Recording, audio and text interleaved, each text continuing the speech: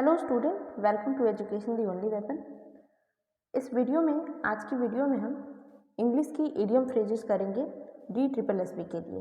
ठीक है, इसकी ऑलरेडी मैंने एक क्लास ली है जिसमें कि top 15 most important idiom phrases हमने पढ़ी है और बहुत फ़नी वे में पढ़ी है। आप अगर उसको देखते हो तो आपको बहुत ईजिली चीज़ें समझ में आ जाएंगी और एक से दो बार के देखने में, और अगर आप इसको नोट करके रख लेते हो तो ईजिली आपको तैयार हो जाएगा। ठीक है, बिकॉज एज पर आई से इन प्रीवियस वीडियो कि जो इडियम फ्रेजेज या फिर मुहावरे लोकोक्तियाँ होती हैं, इनको हम हिंदी में तो बहुत आराम से जानते हैं कि क्या क्या चीज़ें होती हैं। हिंदी के मुहावरे हमको इतना रटने की जरूरत नहीं पड़ती है, पर इंग्लिश की बात जब आती है तो हम उसको यूज नहीं करते, इसलिए हमको पढ़ने में दिक्कत होती है, हमको रटना पड़ जाता है।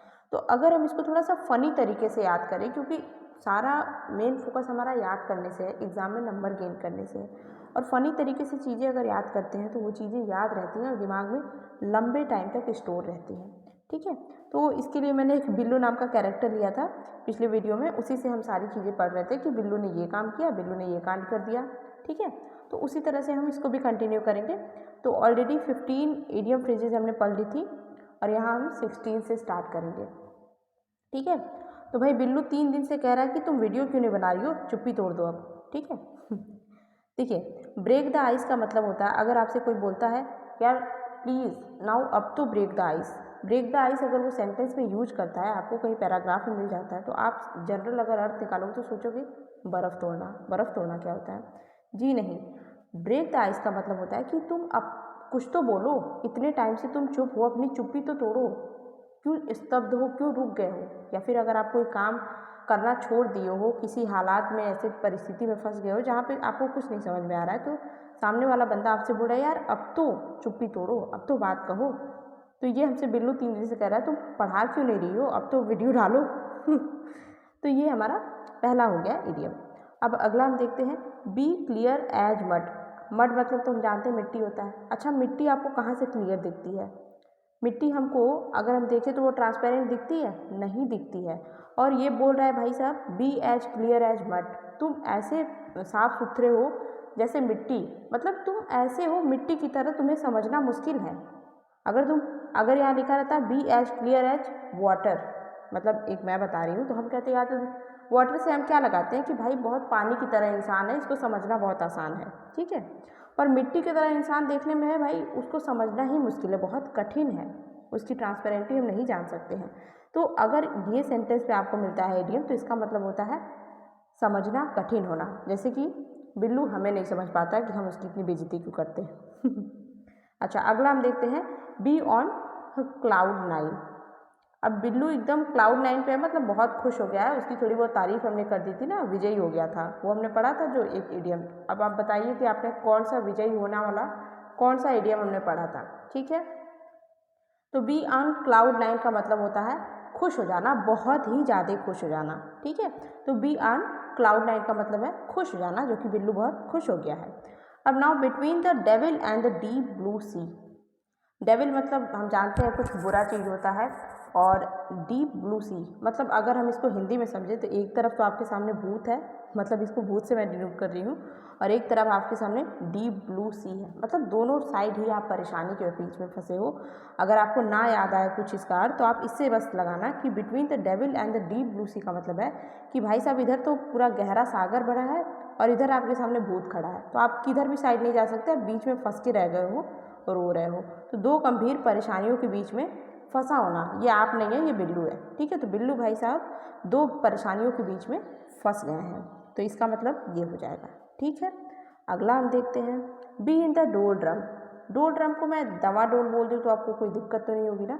हम बोलते हैं ना यार दवा डोल की स्थिति है, कुछ समझ में नहीं आ रहा है, करे तो क्या करें, तो इसको हम डोल ड्रम को दवा डोल से बोलेंगे और थोड़ा हमको ईजिली याद रहेगा। तो बी इन द डोल ड्रम मतलब दवा डोल। बिल्लू है दवा डोल की स्थिति में कि हम सच में उसकी तारीफ करते हैं या कहीं से खिंचाई कर रहे होते हैं। ठीक है, तो डोल ड्रम मतलब होता है निराशा में होना, परेशान होना। ठीक है, असमंजस में रहना।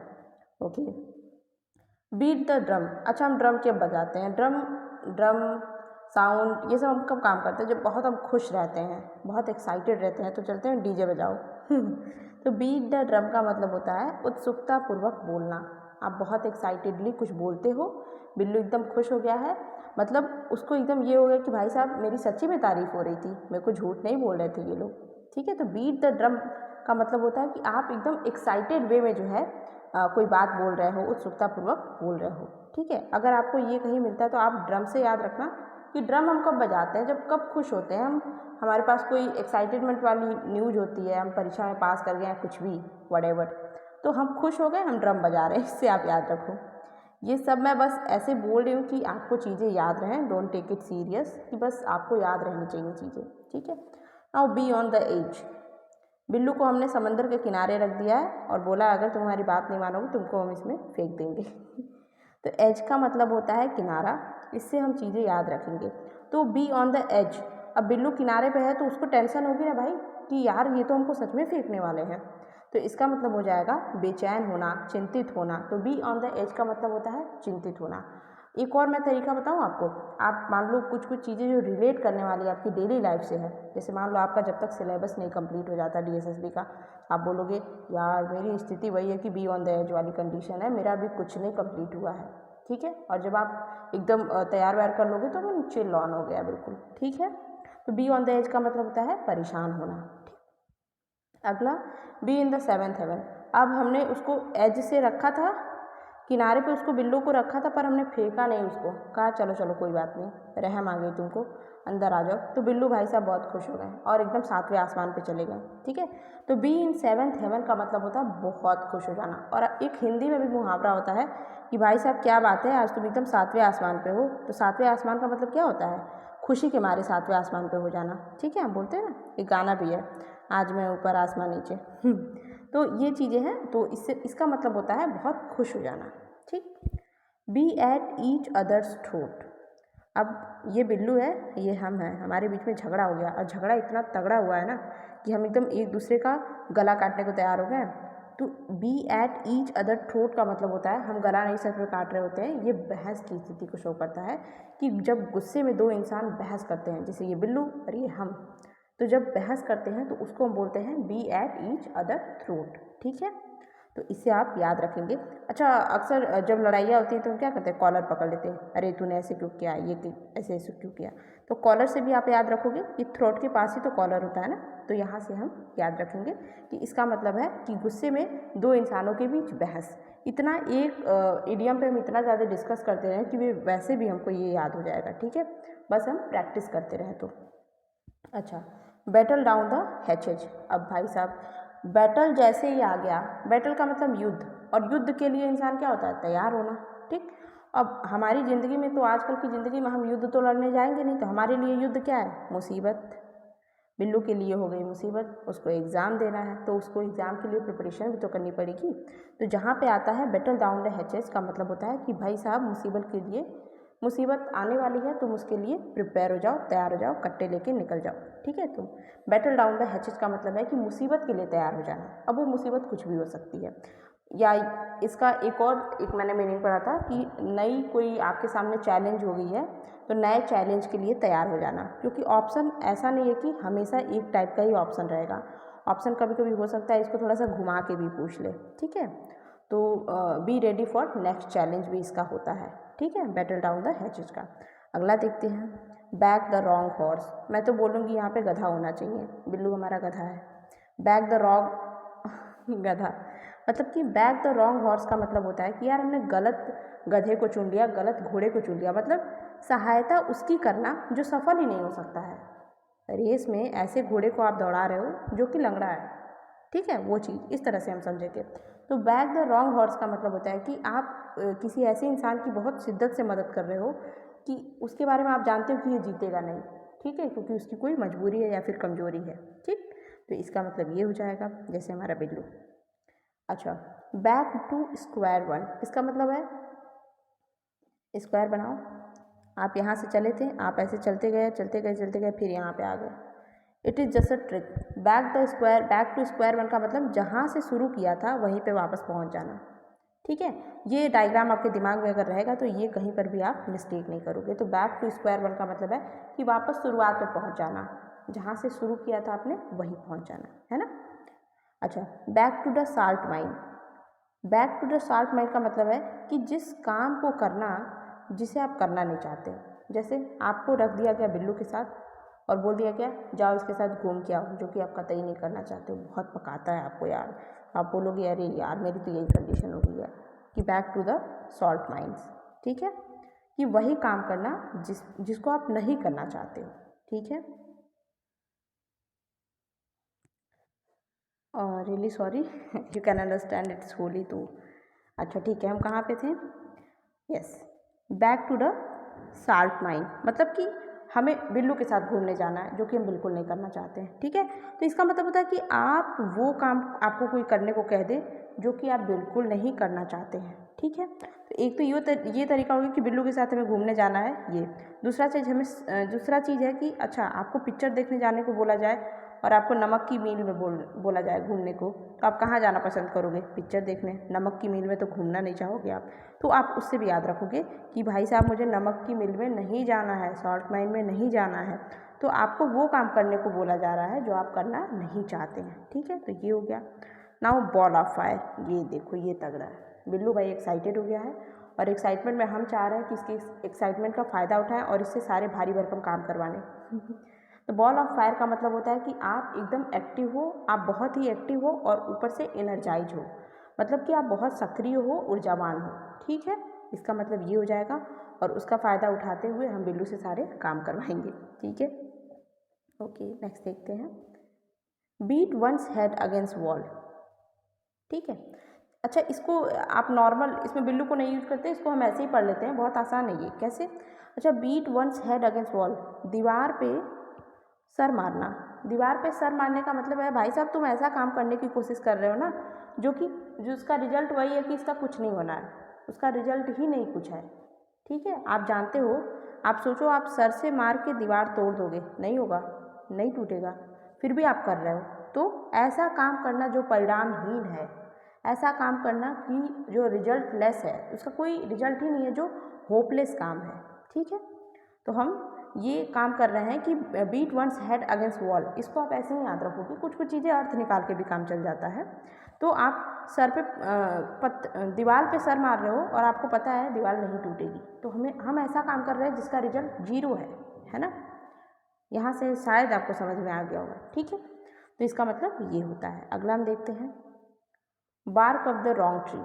अच्छा, कुछ कुछ चीज़ें हम अर्थ निकाल के भी लगा सकते हैं। जैसे बार्क ऑफ द, मान लीजिए कोई डॉगी है, वो बार्कअप कर रहा है, भौंक रहा है रॉन्ग ट्री पे, ठीक है।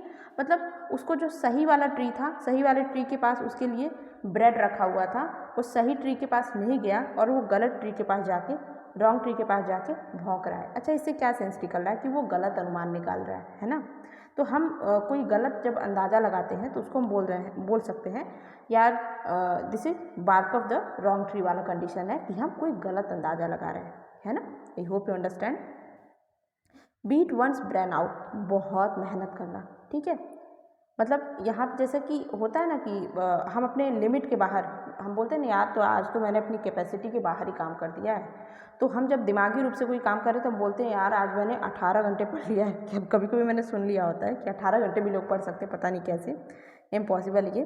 कभी कभी जैसे हमारा एक जेन्युइन होता है कि हम 6 घंटे पढ़ लेते हैं। अब कोई बोले कि यार आज तो मैंने 8 घंटे पढ़ा है, जो कि मेरी कैपेसिटी के बाहर है, मेरी ब्रेन की कैपेसिटी के बाहर है। तो बीट वंस ब्रेन आउट मतलब बहुत हार्ड वर्क करना, बहुत मेहनत करना, ठीक है। मतलब आप अपने लिए इसको बनाओ कि बीट वंस ब्रेन आउट, मतलब कि मैंने आज अपना जो दायरा था ना 6 घंटे वाला, उसको तोड़ दिया। अब मैं 7 घंटे पढ़ रहा हूँ, अब मैं 8 घंटे पढ़ रहा हूँ, है ना। तो बहुत मेहनत करना इसका हो जाएगा बीट वंस ब्रेन आउट, ठीक है। Begin to see the light. अच्छा, मान लो कुछ ऐसे था, यहाँ पे लाइट वाइट थी कुछ, आप यहाँ से देख रहे थे और आगे बहुत सारी चीज़ें थी पर आपको ये दिख नहीं पा रहा था। आप सोचते थे यार ये है क्या, ये कुछ समझ में नहीं आ रहा है, दिख नहीं रहा है ये। कुछ दूर आगे आप चले, यहाँ तक आए, अब आपको समझ में आ गया अरे ये तो लाइट है, अब आप इसको समझने लगे। तो बस मैंने छोटी सी स्टोरी बताई। इसका मतलब है कि जब हम किसी को समझने लगते हैं, begin to see the light, ठीक है। बिल्लू की ये कंडीशन थी कि वो लाइट के खंभे को नहीं पहचान पा रहा था, पता नहीं उसको क्या समझ रहा था, ठीक है। तो begin to see the light का मतलब होता है किसी को समझने लगना, है ना। नाउ क्रॉस वर्ड, लड़ना, ठीक है। वो भी ऐसे नहीं लड़ना तलवारबाजी के साथ, ये है बिल्लू की तलवार और ये है हमारी तलवार, जरी मरी वाली। तो मतलब जब कट्टे निकाल के लोग एकदम लड़ने पे आ जाए ना, एकदम जब कहते हैं कि मतलब 2020 की लड़ाई होने वाली है, यहाँ पे एकदम फाइट होने वाली है खतरनाक वाली, तो उसको हम बोलते हैं क्रॉस वॉर्ड। तलवार लटकी हुई है, पहले के ज़माने में युद्ध होता है ना, वही वाली कंडीशन है, तो इसको हम बोलते हैं लड़ना। तो क्रॉस वर्ड अगर आपको कहीं मिल जाता है तो आप सीधा समझोगे, क्रॉस से ये भी समझ लो, और क्रॉस और इसको इमेजिन कर लो कि भाई साहब ये तलवार है हमारी, ये बिल्लू की तलवार है, ये हमारी तलवार है, ठीक है। तो क्रॉस वर्ड का मतलब है लड़ना, ठीक है। अच्छा, अभी आपको लग रहा होगा पता नहीं ये याद होगा कि नहीं, पर हाँ एक और चीज़ मैं बता दूँ, जैसे ही हमारा 6 दिन का क्लास हो जाएगा, 7वें दिन मैं टेस्ट लूँगी और लगभग जितना भी हमने पढ़ा है उसी से रिलेटेड एक मॉक टेस्ट हम बनाएंगे और साथ में प्रीवियस ईयर क्वेश्चन भी करेंगे, जिससे कि हमको अंदाज़ा तो लगे कि हम जो पढ़ रहे हैं वो सही भी है कि नहीं, उसके लिए क्या है क्या नहीं, क्योंकि previous year question is the best test paper for your best practice set for your exam, ठीक है। तो हम ये करेंगे और देखिएगा उस वक्त आपको ईजिली एकदम आप अच्छे से सॉल्व कर लोगे, क्योंकि हमारे दिमाग में ये रटेगा तो नहीं, पर इससे रिलेटेड जो हमने डिस्कस किया है ना, फ़नी चीज़ें जो भी है वो हमें ज़रूर याद रहेगी, ठीक है। तो क्रॉस वर्ड मतलब क्रॉस से आप समझ लो भाई तलवार ऐसे रहती है, क्रॉस का मतलब ये और ये तलवार है हमारी, ठीक है। अगला देखते हैं, 1 minute. Beat black and blue, ये देखो बिल्लू को हमने यहाँ से काला कर दिया है, यहाँ से नीला कर दिया है, मतलब खतरनाक लेवल की पिटाई की है बिल्कुल। तो बीट ब्लैक एंड ब्लू का मतलब होता है किसी को बहुत ज़्यादा पीट देना, मतलब इतना कि उसके लेवल के बाहर हो जाए। तो हमने बिल्लू को एकदम ब्लैक एंड ब्लू कर दिया, काला नीला कर दिया, पीला भी कर दिया, पीट पाट के एकदम। तो खतरनाक पिटाई मतलब बीट ब्लैक एंड ब्लू, और ये आपको याद भी रहेगा क्योंकि यहाँ पे बीट आ गया, बीट मतलब होता है पीटना, ठीक। Keep one's card close to one's chest, अच्छा हम अपने सीने के पास किसी की कार्ड को छुपा के रख रहे हैं। अच्छा ये ऐसे बोल रहा है तो इसका मतलब क्या है, मतलब कोई बहुत ऐसी बात है जिसको हम अपने सीने के पास जो है क्लोजली छुपा के रख रहे हैं, तो कार्ड तो रखेंगे नहीं हैं, तो मतलब क्या हो जाएगा, हम किसी बात को छिपा के रख रहे हैं, ठीक है। कोई मामला है जिसे हम चाहते नहीं कि भाई साहब ये रिवेल हो जाए, है ना, तो हम उसको छिपा के रख रहे हैं उस बात को, ठीक। आई होप यू अंडरस्टैंड। बिल्लू छुपा रहा है कुछ हमसे, देखो बिल्लू बहुत बिगड़ गया है। अच्छा, रीड बिटवीन द लाइन, अब देखो ये लाइन इसके बीच की बात, उसको छिपी बात को कोई बंदा समझ ले, जो बिल्लू के बस की बात नहीं, वो हम कर सकते हैं, वी आर इंटेलिजेंट। तो छिपी बात के अर्थ को समझ लेना, जैसे क्या होता है ना, कभी कभी हमसे कोई बात कर रहा है, हम किसी से बात कर रहे होते हैं, हम इनडायरेक्टली उसे कुछ बताना चाहते हैं और वो इनडायरेक्टली समझ भी लेता है, तो हम बोलते हैं यार तुम तो बहुत शातिर हो, मैंने डायरेक्टली बोला भी नहीं और छिपी हुई बात को तुम समझ लिए, क्या बात है।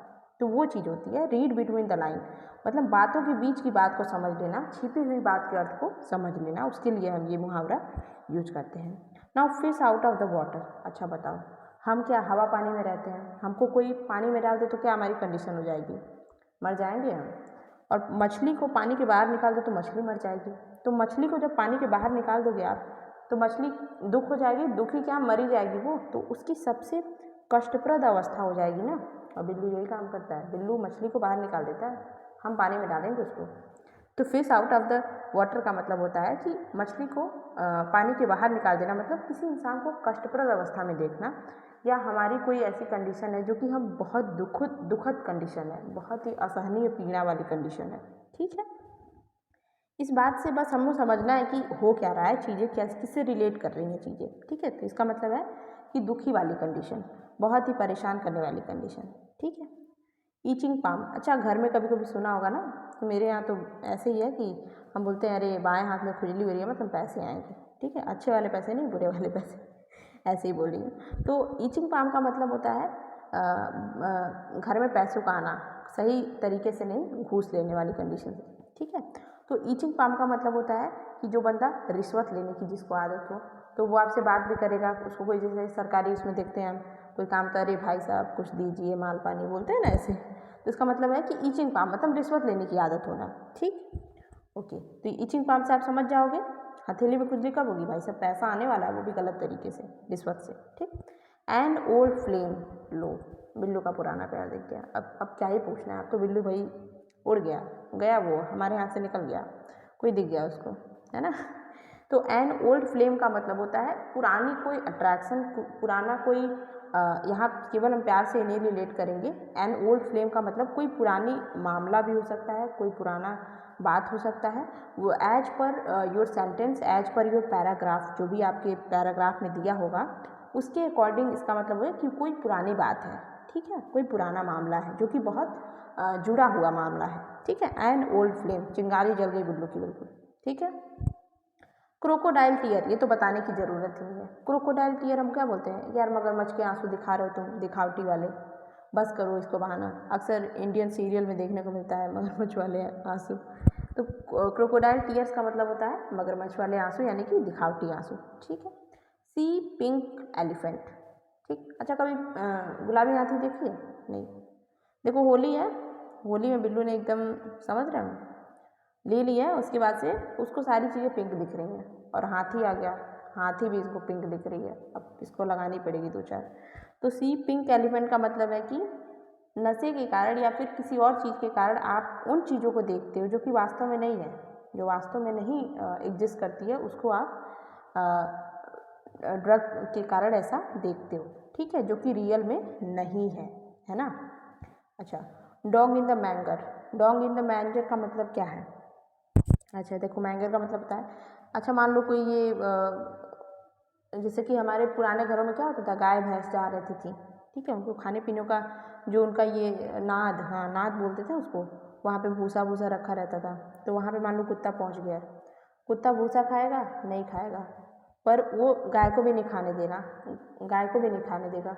इसका मतलब क्या होगा? इसका मतलब ये होगा कि आप किसी बंदे को, आप किसी इंसान को उस काम से रोक रहे हो जो कि उसका सुख आपको भी नहीं मिल सकता है, मतलब उसको, उससे आपको भी कोई फ़ायदा नहीं होगा, पर आप उसको वो चीज़ करने भी नहीं दे रहे हो। आई होप यू अंडरस्टैंड कि आप किसी इंसान को उस काम को करने से रोक रहे हो जिससे आपका तो कोई फ़ायदा नहीं होगा, कोई फ़ायदा नहीं होगा, पर आप उसको ज़रूर रोक रहे हो। इसको बोलते हैं मनबड़, ठीक है। तो डॉग इन द मैंजर का मतलब आप इसको याद रखना, कुत्ता मनबड़ हो गया, डॉग मैंजर, ठीक है, मनबड़ हो गया है, किसी को काम नहीं करने दे रहा है और खुद के फायदे का भी नहीं है इसके, ठीक है, तो इससे हम याद रखेंगे। ओके, बेल द कैट, अब देखो चूहे थे, ठीक है, कुछ चूहे थे, कुछ बिल्ली थी। एक बिल्ली थी, बिल्ली सो रही थी, चूहे बहुत सारे थे। बिल्लू ने क्या किया, बिल्लू ने बिल्ली को जगाने के लिए चूहे को फेंक दिया बिल्ली के पिंजरे के अंदर। अब भाई साहब बिल्ली जग गई है, तो चूहों के लिए क्या हो गया, जोखिम में आ गई, रिस्क उठा लिया बिल्लों ने। तो बिल्लू की वजह से चूहों की बैंड बज गई है और उन्होंने रिस्क ले लिया है क्योंकि अब बिल्ली जग गई है। तो बेल द कैट मतलब बिल्ली की घंटी बजा देना, एक तरह से रिस्क ले लेने वाला काम। आप कुछ ऐसा काम कर रहे हो जो आप जानते हो कि इसमें खतरा है पर फिर भी आप कर रहे हो, तो उसको हम बोलते हैं रिस्क उठाना, ठीक है। अच्छा, अगला क्या है, pull the cart before the horse, ठीक है, pull the cart before the horse. घोड़ा गाड़ी देखा है ना, तो घोड़ा गाड़ी में क्या होता है, घोड़ा आगे होता है, गाड़ी पीछे होती है। इसमें क्या हो रहा है, इसमें गाड़ी आगे है, घोड़ा पीछे है, मतलब किसी काम को उसके उल्टे सीधे से करना, ठीक है। जो काम आपको यहाँ से यहाँ जाना चाहिए तो आप यहाँ से जा रहे हो। ये हमारा समझदार, नायाब, इकलौता, रॉयल बिल्लू कर सकता है, बस ओनली वन बिल्लू। तो pull the cart before the horse का मतलब होता है किसी चीज़ को उल्टे तरीके से करना जो उसका सही तरीका नहीं है, तो ये कौन कर रहा है, बिल्लू कर रहा है, ठीक है। तो यहाँ हमने टोटल 45 जो है इम्पॉर्टेंट इडियम फ्रेज देख लिए हैं। अच्छा सुनिए, ये जो मैं पढ़ा रही हूँ इडियम फ्रेज, ये सारे प्रीवियस ईयर क्वेश्चन से रिलेटेड है, मतलब एग्ज़ाम में जो पूछे गए हैं, प्रीवियस ईयर क्वेश्चन में जो पूछे गए हैं वहाँ से लिए गए हैं, क्योंकि कहीं ना कहीं चीज़ें रिपीट होती हैं, अलग से भी मैं ले रही हूँ जो इम्पोर्टेंट लग रहा है वो, ठीक है। तो इतना हमने कर लिया, बाकी और भी बहुत ज़्यादा हम आगे करेंगे, पर थोड़ा थोड़ा ही करके मैं पढ़ा पा रही हूँ उस वक्त because of time lag. I hope you understand. तो अगर आपको वीडियो अच्छी लगी है तो प्लीज़ चैनल को सब्सक्राइब करें, बेल नोटिफिकेशन को ऑन करें और लाइक करें, और प्लीज़ कमेंट सेक्शन में अपने important and very precious advice को ज़रूर बताएं, जिससे हमें बहुत ज़्यादा हेल्प मिलती है, हम मोटिवेटेड फील करते हैं बिकॉज वी नीड इट, ठीक है। और हम 6 दिन की क्लास लेने के बाद लास्ट में जो है एक टेस्ट भी करेंगे, जिसमें जितना भी हमने आज तक पढ़ा है वो सारा का सारा उसमें हमारा रिवाइज भी हो जाएगा एक तरीके से, ठीक है। और उसके बाद मैं थोड़े दिनों में PYQ एनालिसिस भी करवाऊंगी, जिससे हमें पता चलेगा कौन सा टॉपिक इम्पॉर्टेंट है हमारे लिए। ताकि हम डायरेक्टली उसको सबसे पहले पढ़ें, बाकी चीज़ें भी पढ़ते रहेंगे। ठीक है, पढ़ाई करते रहें। Best of luck and happy Holi.